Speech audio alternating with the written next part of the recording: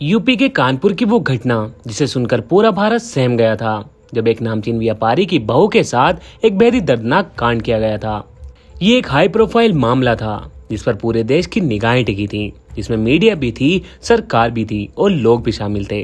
तो आखिर एक अरबपति की बहू के साथ ऐसा क्या हुआ था कि पूरे देश की निगाहें इसी पर टिकी थी। तो कौन थी वो लड़की और कौन था वो नामचीन व्यापारी, जानते हैं सब कुछ इस वीडियो में। मगर इससे पहले अगर आप हमारे चैनल पर पहली बार आए हैं तो इसको जरूर सब्सक्राइब करें। ये कहानी शुरू होती यूपी की उद्योग नगरी कानपुर से। यहाँ के लोग हर रोज की तरह 27 जुलाई 2014 को भी अपने अपने कारोबार में मसरूफ थे। तभी शहर के जाने माने कारोबारी का बेटा पुलिस स्टेशन में कॉल करता है और पुलिस को कहता है कि वो और उसकी पत्नी ज्योति कहीं पर जा रहे थे। तभी दो बाइक पर सवार 4 लोगों ने अचानक उनकी कार को घेर लिया और फिर उसे कार से बाहर निकाला और खूब मारा पीटा। फिर उन 4 लोगों में से 2 लोग कार में बैठे और उसकी पत्नी को अगवा करके वहां से फरार हो गए। उसने बताया कि ये बात करीब 12:30 बजे की है, जब ये दोनों पति पत्नी कार्निवल नाम के एक रेस्टोरेंट से अपने घर वापस आ रहे थे। जिसने पुलिस को कॉल किया था और जिसके साथ ये पूरी घटना हुई थी वो कोई मामूली इंसान नहीं था, बल्कि वो शहर के जाने माने अरबपति ओम प्रकाश दसानी का 30 वर्षीय बेटा पीयूष दसानी था। जैसे ही पुलिस ने ये सुना वैसे ही पुलिस तुरंत हरकत में आ गई। पूरे शहर भर में पुलिस का पहरा बढ़ा दिया गया। अब पुलिस पीयूष की कार और उसकी पत्नी ज्योति की तलाश में लग गई। पीयूष का हाल बहुत बुरा था। वो पांडु नगर में अपने बंगले पर आ चुका था और क्योंकि एक अरबपति के घर का मामला था, इसलिए ज्योति के अगवा होने की खबर पूरे शहर में आग की तरह फैल चुकी थी। जैसे ही लोगों को ये खबर पता चली वैसे दसानी परिवार के घर पर उनके रिश्तेदार और कारोबारी आने लगे। पुलिस के आला से आला अफसर भी अब मौके पर पहुंच चुके थे। कानपुर के आईजी, डीआईजी और एसपी पीयूष से बात करने की लगातार कोशिश कर रहे थे, लेकिन पीयूष का रो रो कर बुरा हाल था। उसने पुलिस के आगे भी बस वही बात दोहराई जो उसने फोन पर बताई थी।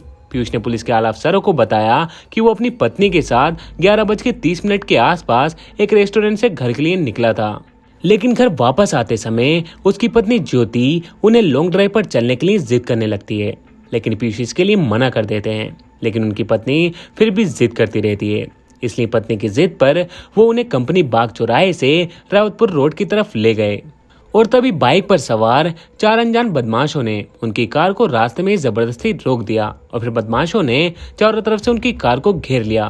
फिर पीयूष को जबरदस्ती कार से बाहर निकालकर उसकी खूब पिटाई की और फिर उनमें से कुछ बदमाश कार में बैठकर उसकी पत्नी ज्योति को उसी कार में जबरदस्ती बिठाकर वहां से फरार हो गए। पीयूष ने कहा कि जब बदमाश ज्योति को अगवा करके ले जा रहे थे तब उसने ज्योति के मोबाइल पर 2-3 बार कॉल भी किया था।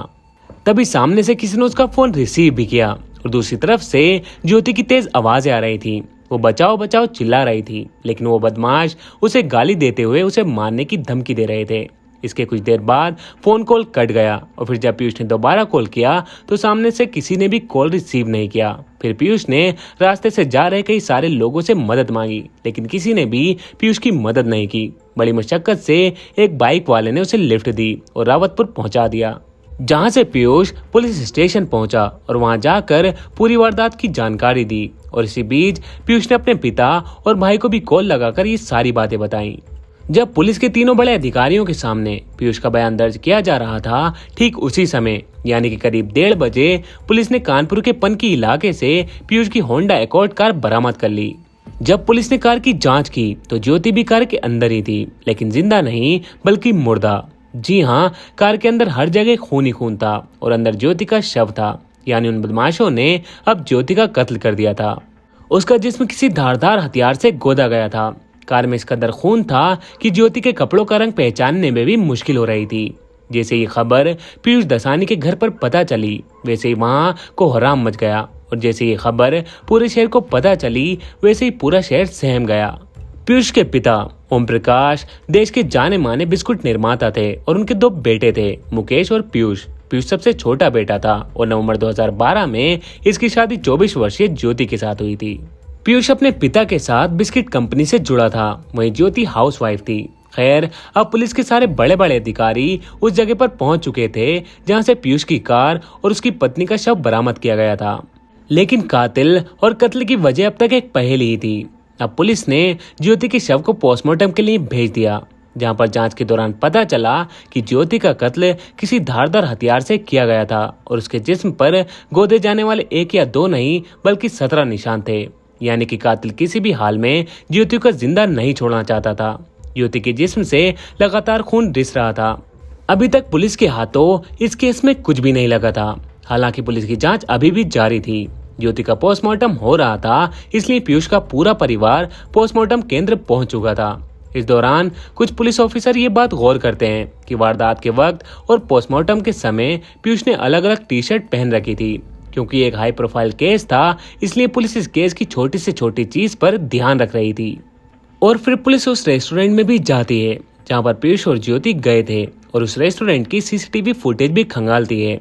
इस फुटेज को देखने के बाद पुलिस को एक चीज बहुत ही ज्यादा खटक रही थी। पुलिस ने देखा कि पीयूष और ज्योति साथ में बैठकर खाना तो खा रहे थे, लेकिन इस बीच इन दोनों में एक भी बात नहीं हुई थी, बल्कि इस दौरान पीयूष लगातार किसी से फोन पर बातें किए जा रहा था। इस केस को खुद IG zone Ashutosh Pandey handle कर रहे थे और उन्हीं के अंडर कई सारी अलग अलग टीमें बनाकर इस केस की जांच की जा रही थी। इस केस में तकनीकी सर्विलेंस का भी इस्तेमाल किया जा रहा था।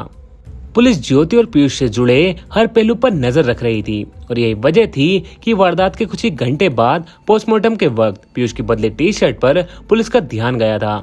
अब पुलिस का शक कहीं न कहीं पीयूष पर ही आ रहा था और कानपुर के तत्कालीन आईजी आशुतोष पांडे के मुताबिक उनके पास से पीयूष के खिलाफ उस पर शक करने की कई सारी वजह थी। जैसे कि पहले पीयूष ने डिनर करते वक्त कोई और टी शर्ट पहन रखी थी, जबकि पत्नी के पोस्टमार्टम के वक्त वो दूसरी टी शर्ट पहन कर आया था। अब जिसकी पत्नी के साथ हाल ही में इतना बड़ा कांड हुआ हो, उसके दिमाग में इतनी सारी चीजें नहीं आती कि वो अपने कपड़े बदलेगा वगैरह वगैरह काम करेगा। और दूसरी शक की वजह ये थी कि पीयूष ने पुलिस को अपने बयान में बताया था कि बदमाशों ने उसकी पत्नी को अगवा करते वक्त उसके साथ मारपीट की थी, लेकिन जब पीयूष के शरीर को देखा गया तो उसके शरीर पर एक भी मारपीट का निशान नहीं था। और तीसरी वजह ये थी कि इस घटना के होने के बाद पीयूष ने इस बात की खबर देने में पुलिस को 1 घंटा क्यों लगाया, जबकि उसके पास मोबाइल भी था। वो वारदात के तुरंत बाद पुलिस को कॉल करके सब कुछ बता सकता था। जिस जगह पर एक घटना हुई थी उस जगह से महज 500 मीटर की दूरी पर एक पुलिस स्टेशन भी था। और चौथी वजह ये थी कि जब पीयूष पुलिस के आगे बयान दे रहा था तो वो अपनी बातों में अटक रहा था। खैर, बेटी के कत्ल की सूचना अब उसके घर वालों को दे दी गई, जिसके बाद जबलपुर से प्लास्टिक कारोबारी शंकर लाल अपने पूरे परिवार के साथ बेटी के ससुराल पहुंच गए। बेटी के शव को देखकर उनका कलेजा फट गया। वो दहाड़े मारकर रो रहे थे।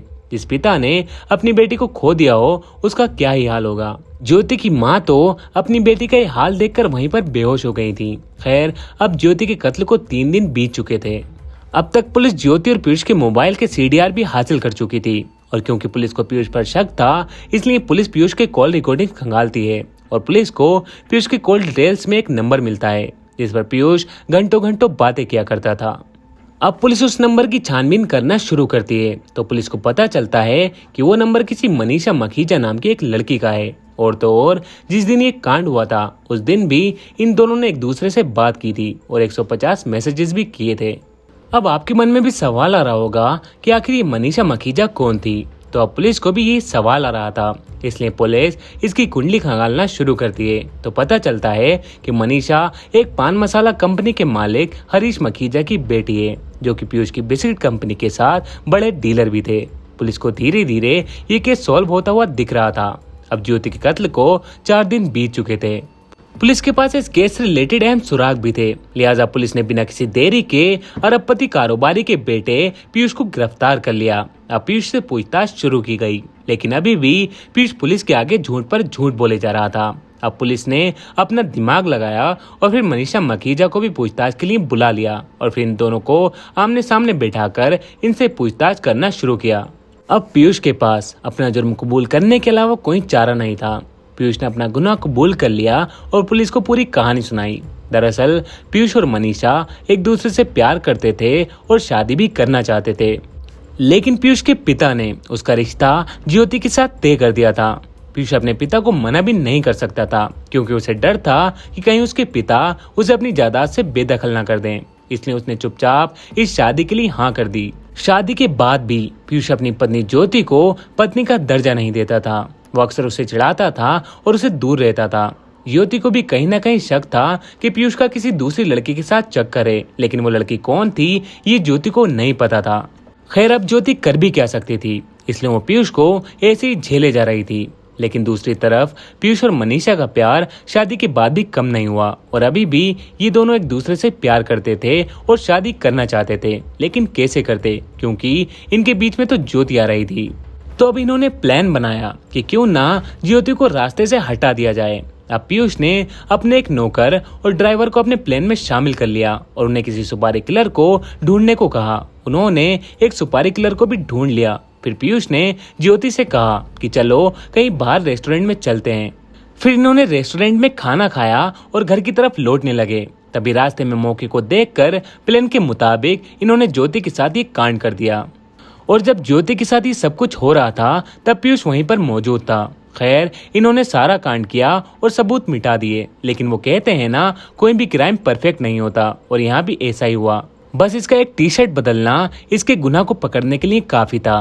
खैर अब इन सभी को पकड़कर जेल में डाल दिया गया और पीयूष आज भी जेल में अपनी सजा का इंतजार कर रहा है। लेकिन सबके लिए अफसोस की बात तो ये है कि इस कांड को आज 9 साल हो चुके हैं, लेकिन अभी तक पीयूष को उसके गुनाह की सजा नहीं मिली है। हम उम्मीद करते हैं कि जल्द से जल्द पीयूष को उसके गुनाह की सजा मिले और ज्योति को इंसाफ मिले। दोस्तों आपको इस केस के बारे में क्या कहना है और पीयूष को क्या सजा मिलनी चाहिए, आप अपनी राय मुझे कमेंट्स में जरूर बताएं। तो दोस्तों ये थी ज्योति कानपुर मर्डर केस की पूरी कहानी। मैं उम्मीद करता हूँ आपको ये कहानी जरूर पसंद आई होगी। अगर कहानी पसंद आई है तो इसको लाइक और कमेंट्स करके जरूर बताएं और आगे ऐसी कहानियों के लिए आप हमारे चैनल को सब्सक्राइब भी कर सकते हैं।